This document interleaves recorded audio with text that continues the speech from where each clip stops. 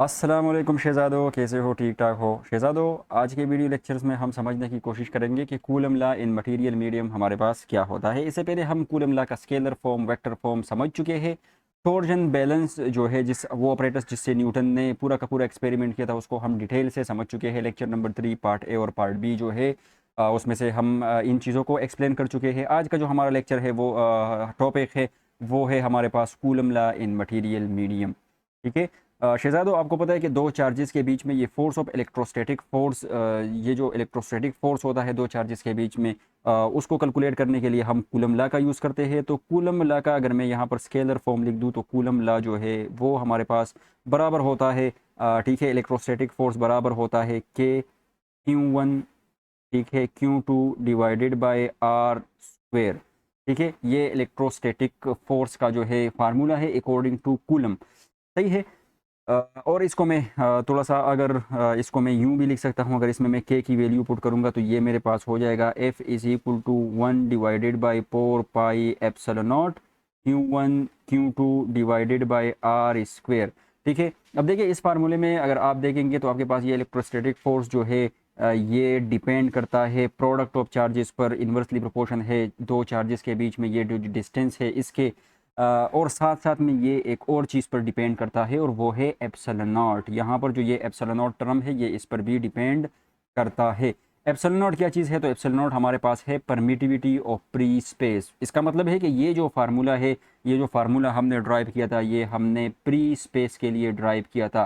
Free space का मतलब यहाँ पर ये है कि दो चार्जेस के बीच में जो है, यहाँ पर ये मेरे पास वैक्यूम था, या मेरे पास इसके बीच में जो है फ्री स्पेस था, तो इसके लिए ये फार्मूला है। अब अगर मैं आपसे कहूं कि ये दो चार्जेस है और इन दो चार्जेस के बीच में मुझे जो है फ्री स्पेस नहीं चाहिए। लेट सपोज ये दो चार्जेस जो है किसी पानी पानी में हमने रखे हैं, ठीक है, और इनके बीच में जो है वाटर है। तो अब आपके पास क्या हुआ है, मीडियम जो है वो आपके पास चेंज हुआ है। ठीक है, तो यहाँ पर आपके पास वाटर आ जाएगा, तो मीडियम आपके पास क्या हुआ, इनके बीच में चेंज हो जाएगा। तो जब मीडियम आपके पास इनके बीच में चेंज होगा, तो इस फार्मूले के मुताबिक जो ये इलेक्ट्रोस्टैटिक फोर्स है, ठीक है, तो ये डिपेंड करता है मीडियम बिटवीन टू चार्जेस के ऊपर। ठीक है, तो ये इलेक्ट्रोस्टैटिक फोर्स की वैल्यू भी हमारे पास चेंज होगी। यहाँ पर ये बात याद रख ले कि इलेक्ट्रोस्टैटिक फोर्स की वैल्यू जो है वो आप मीडियम चेंज करने से जो है आपके पास क्या होती है, डिक्रीज़ होती है। अगर वैक्यूम और एयर के जगह आप कोई भी मीडियम यहाँ पर रखेंगे तो इलेक्ट्रोस्टैटिक फोर्स की वैल्यू जो है वो हमारे पास डिक्रीज़ हो जाएगी। ठीक है, तो अब लेट सपोज कर ले कि इन दो चार्जेस को हमने किसी मीडियम में रखा है। ठीक है, कोई भी मीडियम हो सकता है, लेट सपोज वाटर है, या आपके पास एयर है, या फिर कोई भी मीडियम आप ले सकते हो। ठीक है, इनके उन उसमें हमने ये दो चार्जेस रखी है। तो अब हम देखेंगे कि कूलम लॉ जो है उसके लिए फिर हम कैसे लिखेंगे। ठीक है, तो यहाँ पर चले, अगर मैं यहाँ पर अभी लिखूँ कूलम लॉ को, मैं यहाँ पर कह सकता हूँ कि if both charges is in medium, is in medium, किसी मीडियम में होंगे, और परमिटिविटी,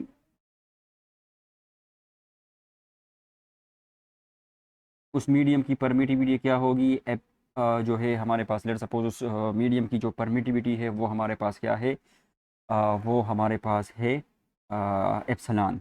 ठीक है, epsilon not permittivity of free space, और एप्सिलॉन जो है वो परमिटिविटी ऑफ मीडियम। जो भी मीडियम हमने रखा है, लेट सपोज उसकी परमिटिविटी क्या है, वो एप्सिलॉन नॉट है। परमिटिविटी क्या चीज़ होती है, तो वो मैं पहले वीडियो लेक्चर में बड़े डिटेल के साथ डिस्कस कर चुका हूँ। यहाँ पर हम थोड़ा सा ब्रीफ उसका वो मैं आपको बताऊँगा कि परमिटिविटी क्या क्या होती है। देखिए, परमिटिविटी लफ्ज़ जो है वो निकला है परमिशन से। ठीक है, तो अगर दो चार्जेस के बीच में कोई मीडियम होगा, तो इस मीडियम के ज़रिए से, लेट सपोज ये पॉजिटिव नेगेटिव चार्ज है, तो ये पॉजिटिव नेगेटिव चार्ज को क्या करेगा, अट्रैक्ट करेगा। ठीक है, तो जब पॉजिटिव चार्ज नेगेटिव चार्ज को अट्रैक्ट करेगा, तो जाहिर सी बात है ये फोर्स जो होगी, इस फोर्स का एक्शन ऑफ लाइन जो है इस मीडियम से पास हो रहा होगा। ठीक है, तो अब मीडियम की वो प्रॉपर्टी जो इस फोर्स को जो है उसको अलाउ करती है। ठीक है, कितना इस फोर्स को अलाउ करती है, कितना इस फोर्स को परमिट करती है, उस प्रॉपर्टी को हम कहते हैं, उस प्रॉपर्टी को हम कहते हैं परमिटिविटी ऑफ दिस मीडियम। दूसरे अल्फाज में मैं आपको कहूँ कि दो चार्जेस के बीच में जो इलेक्ट्रोस्टैटिक फोर्स होता है उस इलेक्ट्रोस्टैटिक फोर्स को मीडियम इफेक्ट करता है, ठीक है, उसको डिक्रीज करता है, कम करता है। अब उसको कितना डिक्रीज करेगा, कितना कम करेगा, तो उस प्रॉपर्टी को, ये हर एक मीडियम की अलग अलग प्रॉपर्टी होती है, कुछ मीडियम उसको ज़्यादा डिक्रीज कर देता है, कुछ कम डिक्रीज कर देता है, ठीक है। तो मीडियम की वो प्रॉपर्टी जो इलेक्ट्रोस्टैटिक फोर्स बिटवीन 2 पॉइंट जो चार्जेस को इफेक्ट करे, उस प्रॉपर्टी को हम परमिटिविटी कहते हैं। तो अब दो चार्जेस के बीच में हमने कोई मीडियम रख दिया है, तो जाहिर सी बात है यहाँ पर भी ये इन दो चार्जेस के बीच में इलेक्ट्रोस्टैटिक फोर्स होगा, वो भी इफेक्ट होगा इस मीडियम से, ठीक है। तो कितना इफेक्ट होगा इस मीडियम से, तो वो डिपेंड करेगा इस मीडियम की परमिटिविटी पर, ये एप्सिलॉन की वैल्यू पर वो डिपेंड करेगा। वो कितनी है तो हमें वो पता नहीं है, हम जर्नलाइज फॉर्म लिखने की कोशिश करेंगे, ठीक है। तो बस जर्नली हमने कह दिया कि वो परमिटिविटी जो है वो हमारे पास क्या है, एप्सिलॉन है। तो अब मैं जो है इस कूलम लॉ को यूँ लिख सकता हूँ, अगर ये तो किसके लिए था, वैक्यूम के लिए, तो चले मैं इसके साथ वैक्यूम या एयर लिख सकता हूँ, तो मैंने VAC इसके साथ लिख दिया है, ठीक है। तो अब तो मीडियम आ चुका है, तो मैं जो यहाँ पर इस फोर्स लिखूंगा तो ये फोर्स मेरे पास क्या हो जाएगा, इसके साथ छोटा सा मैं मीडियम लिखूंगा ताकि मुझे पता चले कि अब electrostatic force between two charges है, लेकिन चार्जेस के बीच में मीडियम प्रेजेंट है। ये हो जाएगा 1/4 पाई, और अभी एप्सिलॉन नॉट नहीं होगा बल्कि यहाँ पर मैं लिखूंगा एप्सिलॉन, ठीक है। और ये एप्सिलॉन क्या है, परमिटिविटी ऑफ दैट मीडियम, जिस मीडियम में चार्जेस पड़े हुए हैं। तो ये Q1 हो जाएगा Q2/R² हो जाएगा, ठीक है। So this is the coulomb law in material medium. ये मटेरियल मीडियम में हमने कूलम लॉ को रखा, लेकिन यहाँ पर मसला ये है कि किसी मीडियम की परमिटिविटी को मालूम करना हमारे लिए इतना आसान नहीं होता है। हम मालूम क्या कर रहे होते हैं, हम मालूम कर रहे होते हैं रिलेटिव परमिटिविटी, जो कि फाइंड करना बड़ा इजीली हमारे साथ होता है। तो हम कोशिश करेंगे कि इस इक्वेशन में किसी ना किसी तरीके से हम क्या कर दे, रिलेटिव परमिटिविटी को जो है वो हम इंट्रोड्यूस करवाए। रिलेटिव परमिटिविटी क्या होती है, चले इसको ज़रा देख ले, ताकि जो है आपका कंसेप्ट थोड़ा सा और क्लियर हो जाए। देखिए, मैं अगर रिलेटिव परमिटिविटी की बात करूँगा, ठीक है, रिलेटिव परमिटिविटी, ठीक है। तो रिलेटिव परमिटिविटी को मैं डिनोट करूँगा एप्सिलॉन R से, ठीक है। तो ये रिलेटिव परमिटिविटी हो जाएगी, और ये रिलेटिव परमिटिविटी लफ्ज़ रिलेटिव से निकला है, तो इसका मतलब है कि हमने यहाँ पर दो परमिटिविटीज़ को रिलेट करवाना है आपस में। तो दो परमिटिविटीज़ कौन कौन सी हमने पढ़ी है, एक तो परमिटिविटी ऑफ मीडियम और एक परमिटिविटी ऑफ फ्री स्पेस। चले इन दोनों को रिलेट करवाते हैं। तो ऊपर आपने लिखना होगा परमिटिविटी ऑफ मीडियम। मीडियम की जितनी परमिटिविटी होगी आपने उसको डिवाइड करना होगा किस पे, परमिटिविटी ऑफ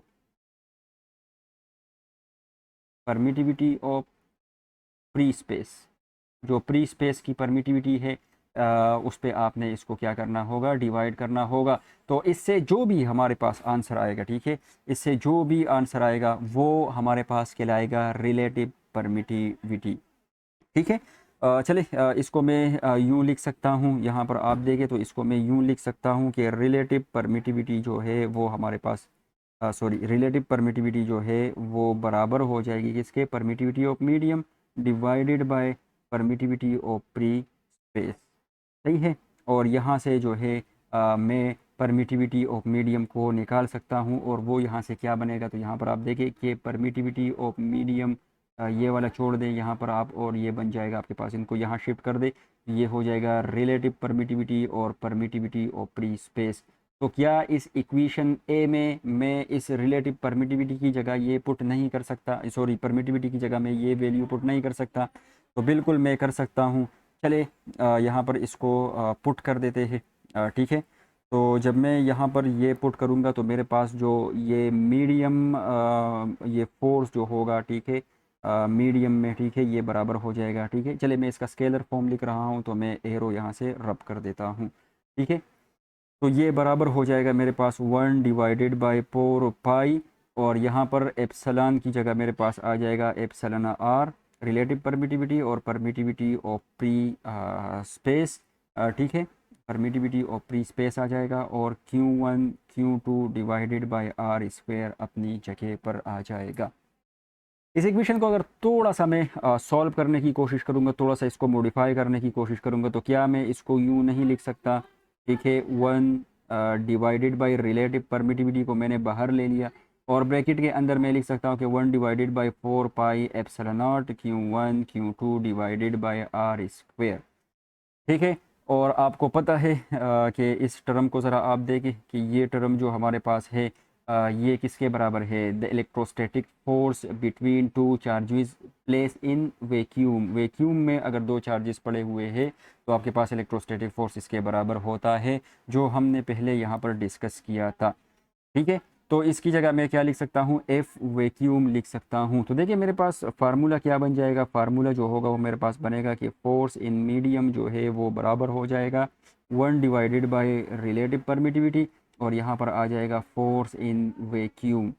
ठीक है, तो ये हमारे पास जो है कंक्लूजन निकला है। ठीक है, कंक्लूजन निकला है कि coulomb law in material medium से बहुत इम्पोर्टेंट कंक्लूजन हमारे पास जो है ये यहाँ से राइज होके आया है। इसको समझते हैं कि ये कंक्लूजन क्या है। ठीक है, तो ये तो हमारे पास हुई coulomb law in material medium. ठीक है, और इससे ये जो कंक्लूजन हमारे पास आया है ये बड़े काम का कंक्लूजन है। ज़रा इसको समझते हैं, इसका मतलब क्या है इस इक्वेशन का। तो देखिए इस इक्वेशन का मतलब ये है कि हमारे पास मीडियम में जो अगर दो चार्जेस के बीच में मीडियम है तो उनके बीच में जो इलेक्ट्रोस्टैटिक फोर्स होगा, ठीक है, जो इलेक्ट्रोस्टैटिक फोर्स होगा वो इलेक्ट्रोस्टैटिक फोर्स जो है वो कम हो जाएगा। ठीक है, वैक्यूम का इलेक्ट्रोस्टैटिक फोर्स ज़्यादा होगा और मीडियम का इलेक्ट्रोस्टैटिक फोर्स क्या होगा, वो कम होगा। अगर दो चार्जेस है, सेम चार्जेस है, सेम डिस्टेंस पर है, उसको आपने एयर में रखा और फिर पानी में रखा, ठीक है, सही है, सॉरी, पहले वैक्यूम में रखा और फिर आपने उसको एयर में रखा, ठीक है, तो या फिर पानी में आपने उसको रखा, ठीक है, तो वैक्यूम में जो दो चार्जेस के बीच में, उस सेम दो चार्जेस के बीच में जो इलेक्ट्रोस्टैटिक फोर्स होगा वो ज़्यादा होगा, और जब आप उसको किसी मीडियम में रखेंगे तो फिर उसका इलेक्ट्रोस्टैटिक फोर्स इनके बीच में कम हो जाएगा। ये इक्वेशन हमें ये बताता है। ठीक है, क्यों, क्योंकि देखिए यहाँ पर ज़रा लेट सपोज करें कि आपने अगर चार्जेस को दो मीडियम के बीच चार्जेस को जो है किसी मीडियम में रखा है तो उस मीडियम की रिलेटिव परमिटिविटी होगी। लेट सपोज कर ले कि हमने दो चार्जेस थे यहाँ पर, ये भी पॉजिटिव है, ये भी पॉजिटिव चार्जेस है, और इनके बीच में हमने लेट सपोज कर ले कि कोई मीडियम रख दिया है। ठीक है, तो ये मीडियम जो हमने रखा तो इस मीडियम की परमिटिविटी भी कुछ ना कुछ होगी, रिलेटिव परमिटिविटी कुछ ना कुछ होगी। लेट सपोज कर ले कि इसकी रिलेटिव परमिटिविटी है हमारे पास 2, ये सपोजिशन में सिर्फ कह रहा हूँ। ठीक है, इन दो चार्जेस को जब हमने वैक्यूम में रखा था, ठीक है, तो इनके बीच में जब हमने फोर्स को कैलकुलेट किया था तो वो फोर्स हमारे पास आया था, लेट सपोज कर ले कि वो हमारे पास आया था 20 न्यूटन आया था, लेट सपोज कर ले। ठीक है, और फिर उसको जब हमने मीडियम में रखा फिर कितना होगा, तो इस फार्मूले से हम कैलकुलेट कर सकते हैं। सिंपल, हम इस मीडियम का फोर्स कैसे कैलकुलेट करेंगे, मीडियम का जो फोर्स होगा वो हमारे पास बराबर हो जाएगा किसके बराबर होगा, तो 1 डिवाइडेड बाई 2, रिलेटिव परमिटिविटी इस मीडियम की 2 है, ठीक है, और फोर्स जो होगा इस वैक्यूम का, यहाँ पर ये जो फोर्स है वैक्यूम का, तो वो कितना है, 20 है। ठीक है, तो 1 और ये 20 के साथ इसको काटेंगे तो आपके पास फोर्स इन मीडियम जो होगा वो हमारे पास आ जाएगा 10 न्यूटन का। तो इसका मतलब सिंपल सा ये हुआ कि जब वैक्यूम था तो फोर्स हमारे पास 20 न्यूटन था, और जब हमने मीडियम रख दिया है तो वो फोर्स हमारे पास कम होके 10 न्यूटन बन गया है। ठीक है, 10 न्यूटन क्यों बना है, क्योंकि इस इक्वेशन के मुताबिक जो भी आपके पास फोर्स होगा मीडियम का, ठीक है, तो उस फोर्स को आपने क्या करना होगा, जो मीडियम का फोर्स है, ठीक है, तो वैक्यूम के फोर्स को अगर आप डिवाइड कर देंगे उसके मीडियम के रिलेटिव परमिटिविटी पे, तो आपके पास जो है यहाँ, तो आपके पास जो है उस मीडियम में जो दो चार्जेस के बीच में फोर्स है वो आपके पास निकल के आएगा। ठीक है, तो रिलेटिव परमिटिविटी पे जो है ये डिपेंड करता है। सही है, इसके अलावा यहाँ से रिलेटिव परमिटिविटी की जो है एक और डेफिनेशन आपके पास निकल के आ जाएगी, इस इक्वेशन से मैं निकाल के आपको दे सकता हूँ। ठीक है, रिलेटिव परमिटिविटी, तो देखिए मैं अगर रिलेटिव परमिटिविटी को यहाँ शिफ्ट कर दूँ और इसको वहाँ शिफ्ट कर दूँ तो रिलेटिव परमिटिविटी मेरे पास बराबर हो जाएगी permittivity, sorry, electrostatic force between two charges place in vacuum divided by electrostatic force between two charges place in medium. दो चार्जेस अगर वैक्यूम में पड़े हुए हैं उसके दरमियान इलेक्ट्रोस्टैटिक फोर्स, फिर उसको आपने किसी मीडियम में रख दिया, उनके बीच में इलेक्ट्रोस्टैटिक फोर्स, इन दोनों को डिवाइड कर दो, इसका जो भी आंसर होगा वो आपके पास क्या हो जाएगा, रिलेटिव परमिटिविटी हो जाएगी। तो रिलेटिव परमिटिविटी का एक तो ये डेफिनेशन हुआ, ठीक है, और एक डेफिनेशन जो है वो रिलेटिव परमिटिविटी का आपके पास ये आया, ठीक है, कि ये permittivity of medium divided by permittivity of free space. एक और डेफिनेशन भी हमारे पास आएगा परमिटिविटी का जब हम कैपेसिटर पढ़ेंगे, ठीक है। तो ये दो चीज़ें आपने याद रखनी है। देखिए, हर एक ऑब्जेक्ट की रिलेटिव परमिटिविटी जो है वो मुख्तलिफ होती है, आपने इसको थोड़ा सा याद रखना होगा, ठीक है। तो देखिए, वैक्यूम की जो रिलेटिव परमिटिविटी है वो हमारे पास क्या है, 1 है। एयर की रिलेटिव परमिटिविटी तकरीबन 1 होती है, लेकिन अगर हम मोर प्रिसाइजली बात करेंगे तो ये होती है 1.00006 के बराबर होती है। बेंजीन की आपके पास ये है, जर्मेनियम की ये है, वाटर की ये है, ठीक है। ये तमाम चीज़ें अगर आप देखेंगे तो ये तमाम चीज़ें जो है आपके पास ये इंसुलेटर है। अगर मैं किसी मेटल की बात करूंगा, ठीक है, तो याद रखें कि मेटल जो होता है, मेटल की जो रिलेटिव परमिटिविटी होती है वो रिलेटिव परमिटिविटी इन्फिनिटी होती है, ठीक है। रिलेटिव परमिटिविटी क्या होती है, इन्फिनिटी होती है। यही वजह है कि मेटल जो है, मेटल से इलेक्ट्रोस्टैटिक फोर्स जो है वो पास नहीं होता है, ठीक है। कैसे, क्योंकि देखिए, परमिटिविटी जो हमारे पास होती है, परमिटिविटी जो होती है वो हमारे पास इन्वर्सली प्रोपोर्शन होती है परमिशन के। अगर किसी चीज़ की परमिटिविटी ज़्यादा हो तो उससे कम इलेक्ट्रोस्टैटिक फोर्स पास होगा, ठीक है। अगर किसी मीडियम की परमिटिविटी जो है वो कम हो तो उससे ज़्यादा इलेक्ट्रोस्टैटिक फोर्स जो है वो पास होगा। तो अब देखिए, मेटल की परमिटिविटी इन्फिनिटी होती है, इनफाइनाइट होती है, ठीक है। तो हमें पता है कि मेटल से जो फोर्स होगा, मेटल से अगर मेटल हम बीच में रख दें किसी दो चार्जेस के बीच में, तो वो फोर्स बराबर होगा किसके, वैक्यूम के फोर्स के, ठीक है, और डिवाइडेड बाय मेटल के रिलेटिव परमिटिविटी को। तो जब हम इसको रिलेटिव परमिटिविटी से डिवाइड कर देंगे तो आपको पता है anything divided by infinity is equal to zero. तो इनसे जो इलेक्ट्रोस्टैटिक फोर्स पास होगा मेटल से, वो इलेक्ट्रोस्टैटिक फोर्स आपके पास किसके बराबर होगा, ज़ीरो के बराबर होगा। और यही वजह है कि हम कहते हैं कि मेटल के अंदर जो है इलेक्ट्रिक फील्ड भी क्या होती है, वो ज़ीरो होती है। वो फिर बात की बात है, उसको हम डिटेल में समझेंगे। लेकिन आपने ये यहाँ पर ध्यान रखना है कि कोई भी मेटल हो, कॉपर हो आपके पास, सिल्वर हो, अल्मुनियम हो, कोई भी आपके पास मेटल हो, उस मेटल की जो रिलेटिव परमिटिविटी होती है वो इन्फिनिटी होती है, ठीक है। और इस लिहाज से जो है उनसे कोई भी इलेक्ट्रोस्टैटिक फोर्स जो है वो पास नहीं होता है, ठीक है। तो अगर इन दो चार्जेस के बीच में मैं इलेक्ट्रोस्टैट कोई मेटल रख दूं तो यहाँ याद रखें कि यहाँ से कोई भी जो है वो हमारे पास चार्ज जो है कोई भी जो फोर्स होगा वो फोर्स यहाँ से पास नहीं करेगा, ठीक है। तो ये था हमारे पास Coulomb law in material medium, ठीक है। और इनसे हमने एक इम्पोर्टेंट कंक्लूजन निकाला कि मीडियम के आते ही हमारे पास इलेक्ट्रोस्टैटिक फोर्स का मैग्नीट्यूड क्या हो जाएगा, कम हो जाएगा। अगर हम किसी मेटल को रखेंगे तो फिर ज़ीरो हो जाएगा, ठीक है। तो उम्मीद करता हूँ कि आज का लेक्चर जो है वो आपको समझ में आया होगा, ठीक है। तो चले, आज के लिए इतना ही। मिलते हैं अगले लेक्चर में। अपना बहुत सारा ख्याल रखिएगा। अल्लाह हाफिज़।